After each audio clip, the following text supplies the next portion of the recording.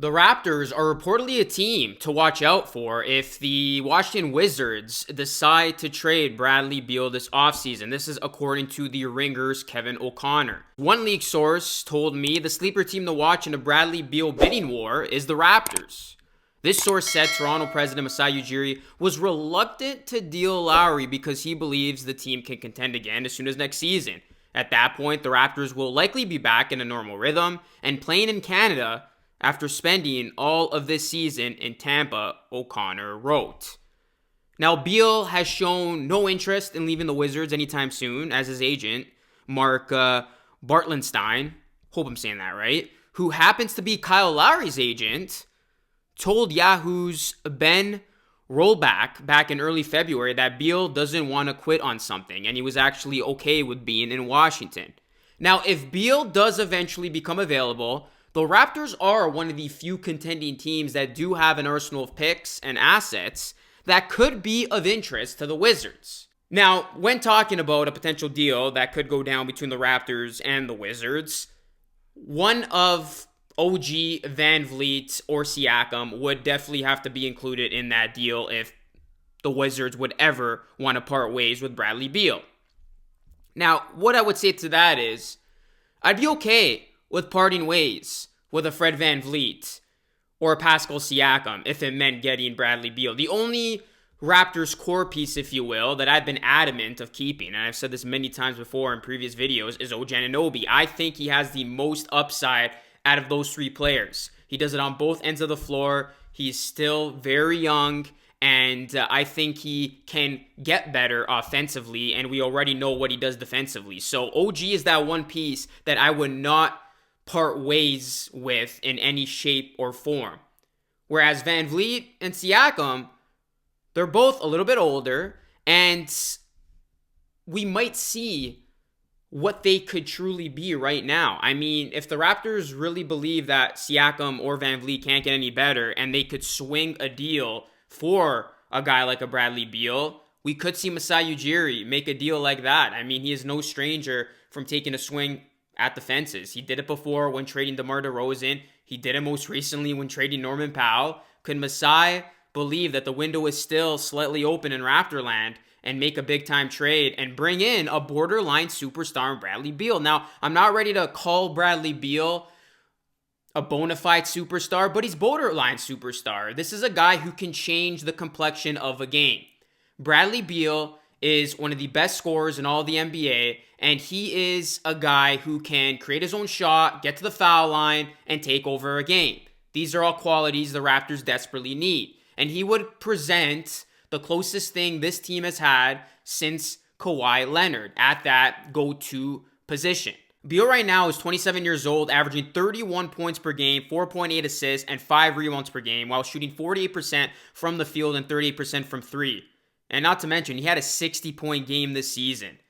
Bradley Beal is a guy who I've always been fond of, and every time his name and the Raptors' name is in the same sentence, I stop whatever I'm doing and I check out whatever, that piece is talking about.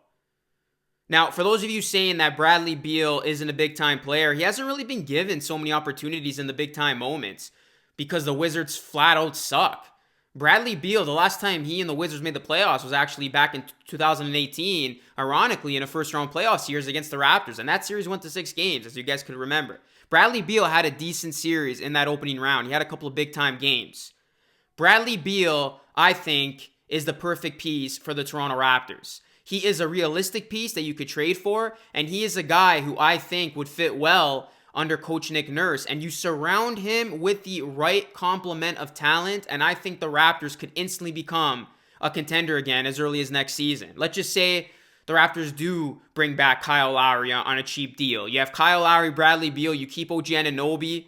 If you continue to lose games, you're going to get a high lottery pick. Now, would that high lottery pick have to be included in a deal for Beal? Probably. But let's just say you somehow could get Beal without giving up that lottery pick. Then you can draft a stud in the draft. You make some other low-key moves in the offseason, and the Raptors are right there again.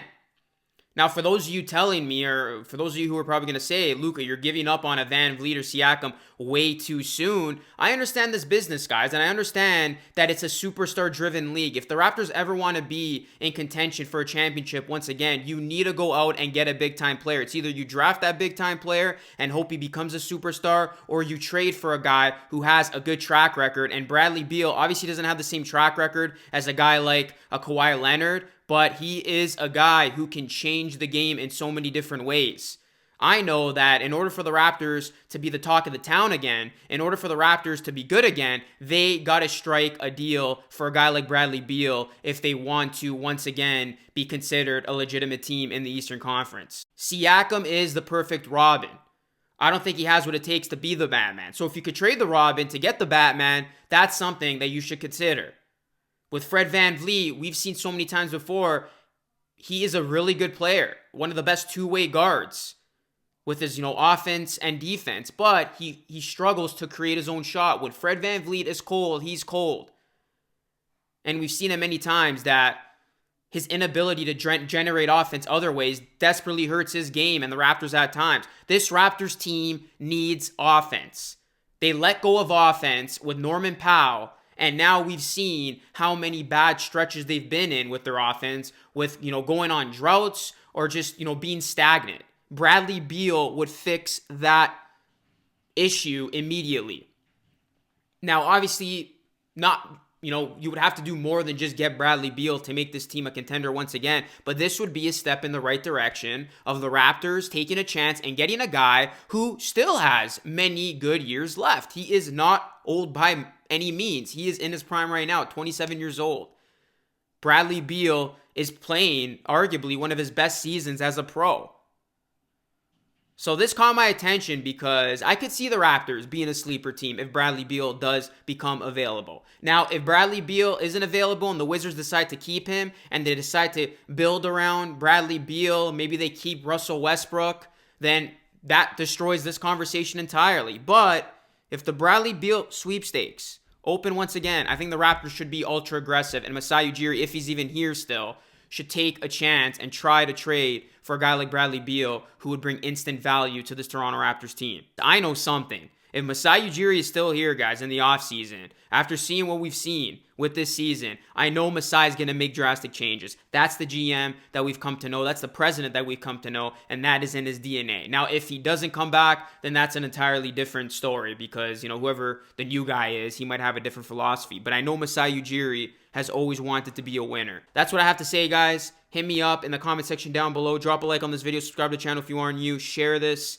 Follow me on social media where we can keep the conversation rolling. That's Instagram, Twitter, and TikTok. And as always, let me know your comments. I always love to read every single one of your comments. So make sure you let me know what your take is on this. That's it for me, guys. I will not be doing a live stream tonight. I'll be back at it again on Friday. And until then, I will catch you all again in the next one. Till next time, be great and stay blessed. Peace.